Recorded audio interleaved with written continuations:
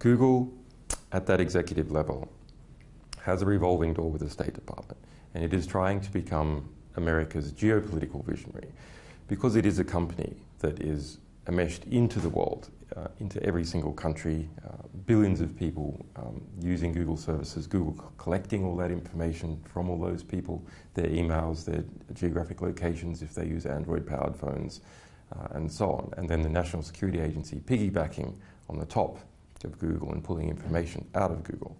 So Google has a lot of room to argue that it is the edge of the way the world is developing economically and in terms of information and in terms of geopolitics, because it has to deal with all these countries. So the empire of the mind and the subsequent Google book is a calling to Washington, not to the general public, because it's not really a book that's readable by the general public, but a calling to Washington. And that's why those figures such as Henry Kissinger and Tony Blair and Madeleine Albright are there giving pre-publication endorsements. That's my interpretation. When you say 6 billion retinas see that Google homepage every day, they were advertising a John Kerry speech when America and, of course, Britain wanted, the governments wanted to get their people to endorse the bombing of Damascus. There has been a perception previously that Google, well, people just pay for ads and then Google displays those ads, and it doesn't actively intervene in terms of its ability to influence. That is not true.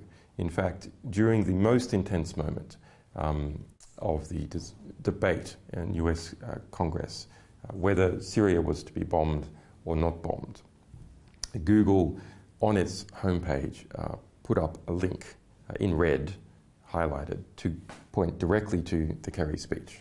How do you think Britain fits in with these sorts of policies and how Google works? Are there top-level connections between Google and our government?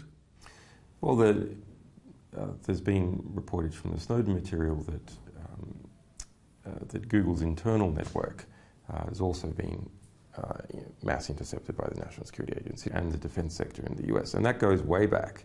Since 2002, Google has been involved in formal contracts with the National Security Agency of the United States.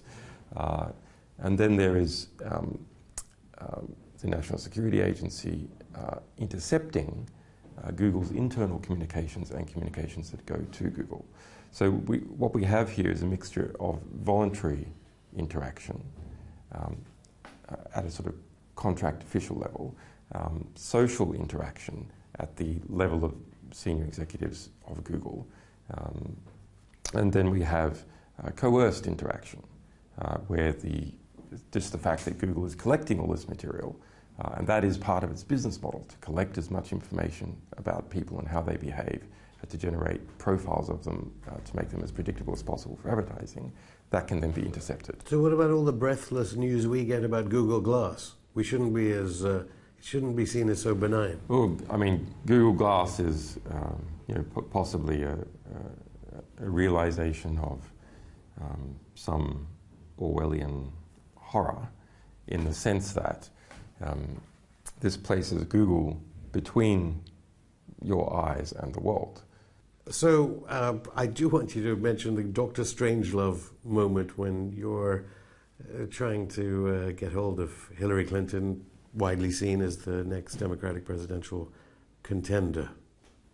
All right, so what happens? Eric Schmidt, these Google senior executives come to see me, Eric Schmidt and 3 other people. I don't think too much about the 3 other people at the time, and we have this interesting conversation, which is documented in the book. And then a little bit later, I need to speak to the most senior person in the State Department. Hillary is the most senior person. And so we try to arrange that call, and we do get communications back, but we get them through a back channel. One of my other staff members who had arranged the Schmidt visit, the visit by Google, he got the call. And he got the call. Even though you called the State Department, not He got Google. the call from Eric Schmidt's then-girlfriend, Lisa Shields, who doesn't work nominally for the State Department. She's the Chief of Communications of the Council for Foreign Relations. There we have a circumstance where the senior executive of Google was literally in bed with the State Department. But Julian, ever the publisher, even with a tag around your ankle, you ask Eric Schmidt, one of the most powerful corporation leaders in the world, whether he'll leak something to WikiLeaks. That's right.